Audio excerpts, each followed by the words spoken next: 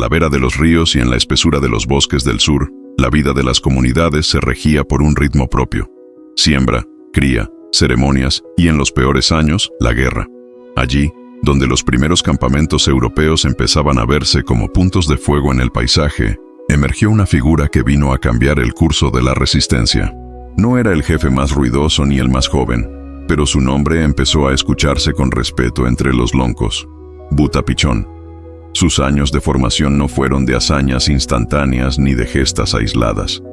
Fue un aprendizaje lento, tejido en la observación. Aprendió a leer los senderos pisados por los caballos, a anticipar el rumor de las partidas enemigas y a reconocer los puntos donde un ejército europeo, confiado por la fila y la disciplina, podía ser vencido por la tierra misma. Su infancia y juventud transcurrieron entre rucas y fogones, escuchando relatos de Lautaro, Caupolicán, Pelantaro y otros que habían marcado la memoria guerrera. De aquellos relatos extrajo algo esencial. No toda victoria nace del choque frontal. Muchas nacen de la persistencia, de la decisión de no permitir que el enemigo habite tu tierra. Llegó al liderazgo en una época en la que la colonización buscaba consolidarse. No bastaba con asestar golpes, ahora se trataba de plantar raíces, fundar fuertes, trazar caminos, establecer estancias y con ello, transformar la faz del territorio. Las autoridades coloniales aumentaban las expediciones, enviaban partidas para explorar y cartografiar, y erigían pequeños enclaves militares que, en el cálculo de Madrid o del gobernador, debían ser la base de una expansión irreversible hacia el sur. Era ese proyecto de ocupación lo que Buta Pichón comprendió como la amenaza mayor. No la batalla puntual, sino la posibilidad de que el invasor convirtiera la tierra en suya. En sus primeros pasos como líder, Buta Pichón cultivó la prudencia. Reunía a los loncos y les hablaba de paciencia y de método. No pregonaba gestos heroicos destinados a la historia. Planteaba una guerra de desgaste, de corte y sutura, cortar provisiones, suturar alianzas, desgastar la autoestima militar del enemigo. Su plan se basaba en 3 pilares: conocimiento del terreno, movilidad y protección de las comunidades. Con minuciosa disciplina empezó a organizar rondas de vigilancia, rutas seguras y puntos de alerta. Formó pequeños destacamentos capaces de emboscar con rapidez y desaparecer antes de que la columna enemiga reaccionara. Los primeros éxitos no fueron espectaculares a ojos europeos. Evitar un avance, incendiar las reservas antes de que fueran tomadas, obligar a retroceder a una partida de exploración. Pero para la gente del sur significaban algo más profundo. Demostraban que la ocupación no sería una marcha inexorable. Cada victoria táctica, cada retirada estratégica, devolvía la esperanza a familias que veían desaparecer el alimento por tropas de caballos y hombres con carne ajena. A partir de estos éxitos, Buta Pichón ganó la confianza no solo de los guerreros, sino de los ancianos y de las mujeres que cuidaban los cultivos. La guerra debía proteger la vida, no aniquilarla sin sentido. Las crónicas españolas de la época, cuando aluden a su figura, lo hacen con mezcla de molestia y asombro. No les resultaba fácil atrapar a un adversario que no buscaba la gloria del combate abierto, sino la supervivencia colectiva. Y eso, precisamente, es lo que convirtió a Buta Pichón en guardián. La capacidad de transformar la defensa en un patrón sustentable, repetible y, sobre todo, respetuoso con la continuidad de la comunidad.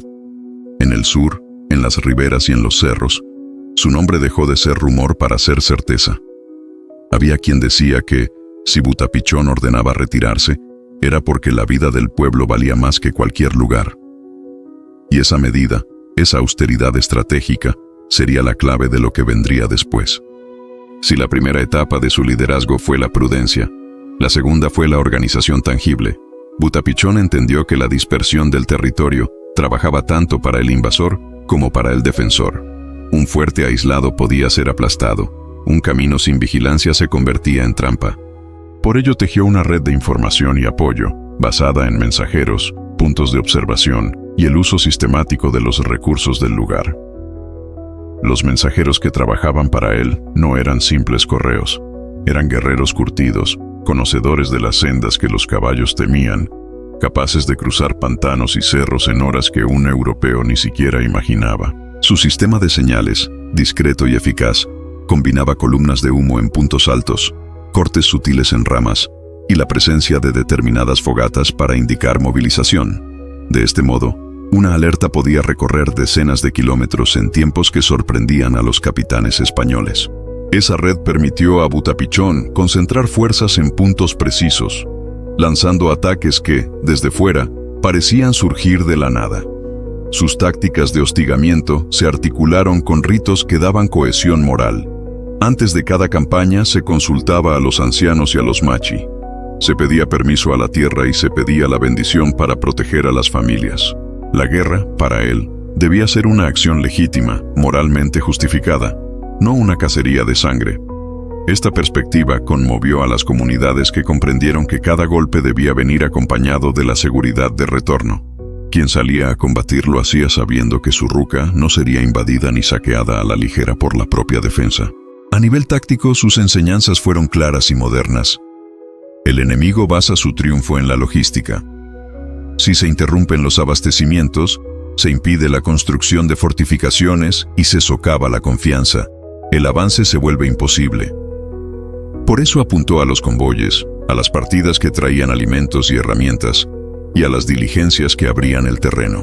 Un puente dañado, un vado controlado, un puesto de observación desalojado, todo sumaba. Anduvo durante años sistematizando este enfoque, dejando que la guerra sea menos un ejercicio de heroísmo y más una ingeniería de la resistencia. En Mapas del Tiempo se nota algo que la crónica no siempre dice con claridad. La presencia continua de pequeños hostigamientos produce un desgaste psicológico y logístico acumulado. Los capitanes españoles se quejaban de que no podían descansar, que cualquier salida podía ser trampa. Esa presión, lenta pero constante, provocó desvíos de recursos, desesperación y, en varios casos, retirada. No hubo un gran frente rompedor, sino un trabajo de hormiga que impidió la reconstrucción colonial con la comodidad que los gobernantes europeos esperaban. Mientras tanto, Butapichón mantenía la disciplina interna. No toleraba escuadrones que atacaran por simple venganza. Cada operación debía responder a un objetivo. Así evitó la espiral de violencia que, en otras regiones, había terminado por perjudicar seriamente a los propios civiles. Este equilibrio, firme en lo militar, prudente en lo social, consolidó su figura no solo como jefe, sino como garante del modo de vida. A los ojos de quienes lo seguían, era quien velaba por la continuidad de la comunidad ante la furia externa. Cuando Butapichón asumió el mando militar, el territorio al sur del Biobío vivía una tensión constante. Las victorias recientes de los mapuches habían frenado momentáneamente el avance español, pero nada estaba asegurado. Las ciudades coloniales insistían en reconstruirse, los fuertes renacían una y otra vez, y las expediciones militares cruzaban los bosques como cuchillas que intentaban abrir una herida permanente en la tierra mapuche. Butapichón sabía que la guerra no se había ganado, solo había cambiado de forma. Desde muy joven, él había entendido algo que pocos toquis lograban ver con claridad. En una guerra tan larga como la de Arauco, el enemigo no era solo el acero español, sino el desgaste, la división interna y la falta de preparación estratégica. Por eso, una de sus primeras decisiones fue crear una red de apoulmenes encargados de mantener informados a todos los LOF sobre movimientos enemigos, rutas de abastecimiento, reconstrucciones de fuertes y cambios en la organización militar española. La información se convirtió en su arma principal. Cada mensajero, cada rastro en el barro, cada comerciante indígena que regresaba del norte traía fragmentos que Butapichón ensamblaba como un tablero vivo. No era un guerrero impulsivo, era un estratega que calculaba cada paso. Su visión era simple: no permitir que el sur caiga. Para él, la frontera no era una línea, sino un cuerpo vivo que respiraba, que se movía y que debía protegerse como se protege el hogar mismo. El sur como trinchera natural. Los cronistas españoles, especialmente Rosales y Mariño de Lovera, coinciden en que Butapichón conocía cada rincón del territorio con una precisión que desconcertaba a los capitanes peninsulares. Sabía qué quebradas producían eco, qué ríos eran traicioneros, qué vegas se inundaban en invierno y qué cerros podían ocultar 500 lanzas sin ser vistos. El sur tenía su propio pulso, un pulso que él había aprendido a escuchar desde niño. Las zonas de Quino, Lumaco, Purén y Mariquina se transformaron en un verdadero laberinto de emboscadas, refugios y puntos de observación. Butapichón no defendía un territorio, lo moldeaba. Convertía el bosque en aliado, la noche en aliada, la lluvia en aliada. Los españoles, incapaces de leer la naturaleza del mismo modo, terminaban avanzando a ciegas.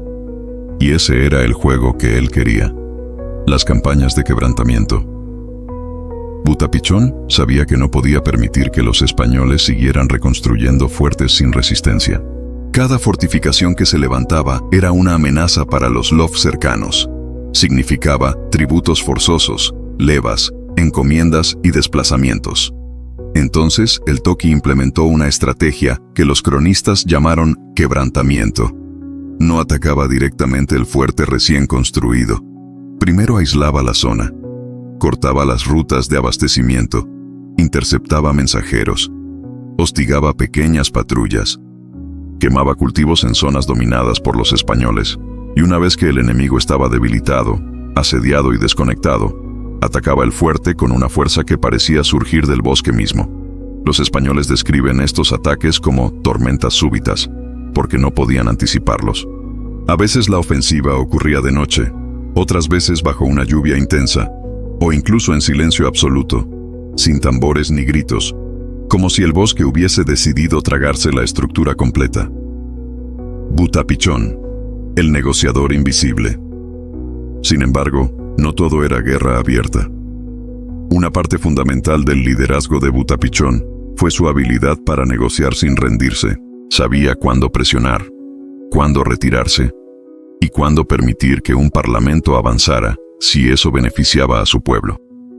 Muchos Lof estaban cansados tras décadas de conflicto, y él lo entendía. Por eso, cada vez que se realizaba un encuentro, Butapichón enviaba representantes cuidadosamente escogidos. No buscaba romper los parlamentos, sino usarlos como respiro, como herramienta de reorganización. Los españoles interpretaban estas pausas como debilidad, pero en realidad eran movimientos tácticos que le permitían preparar fuerzas para futuras campañas. El avance hacia el sur y la respuesta del Toqui.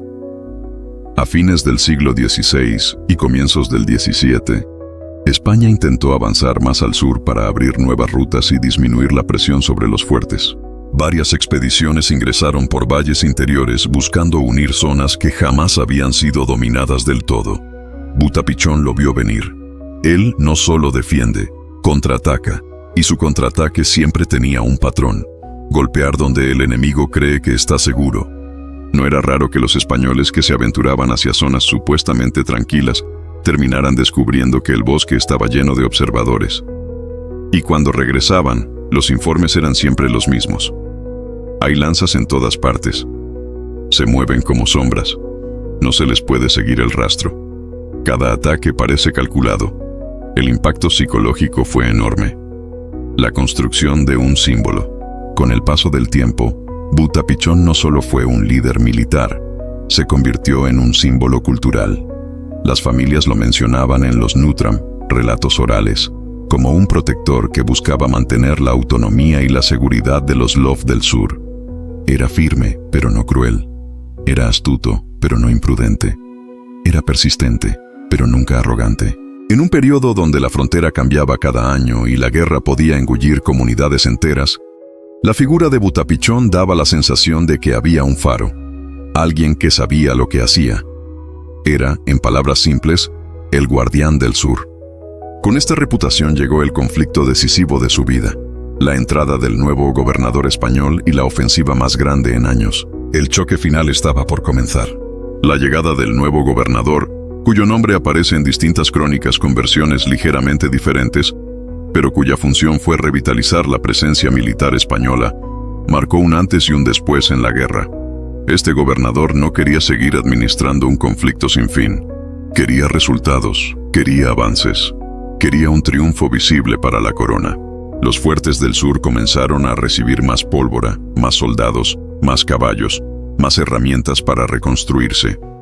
Los mensajeros coloniales hablaban de una ofensiva total, un intento de quebrar definitivamente la resistencia indígena.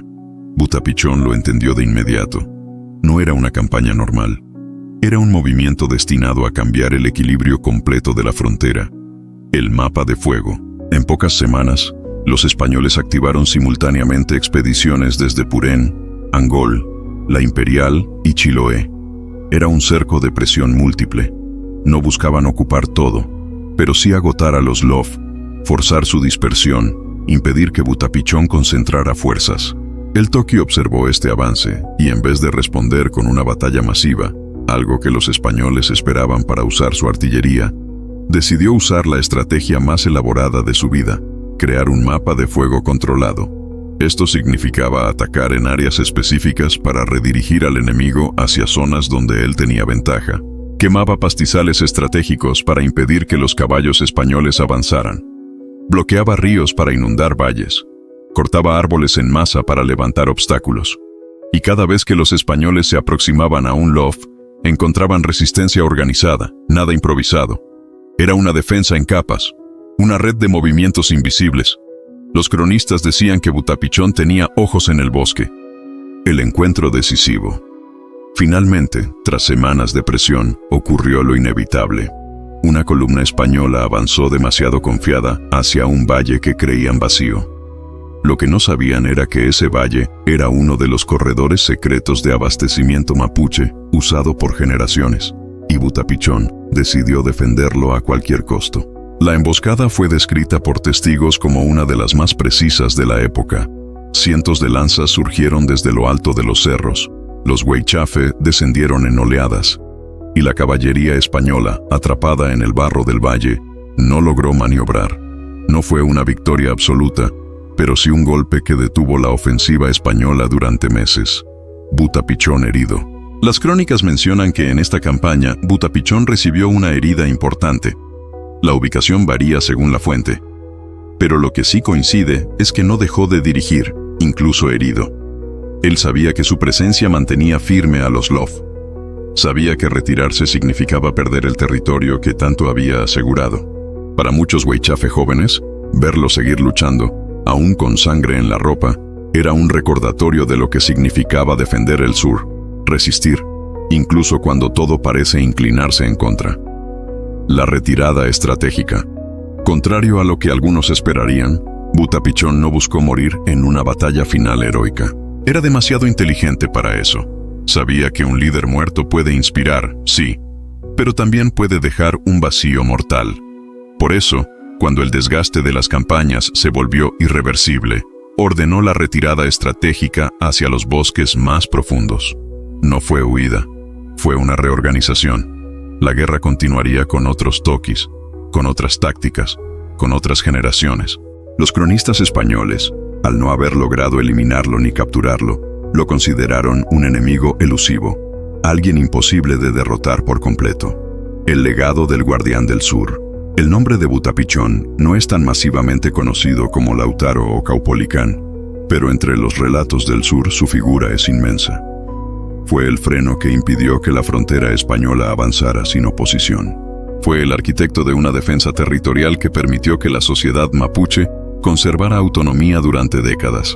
Y su legado más grande fue demostrar que no se necesita lanzar batallas gigantes para sostener un pueblo.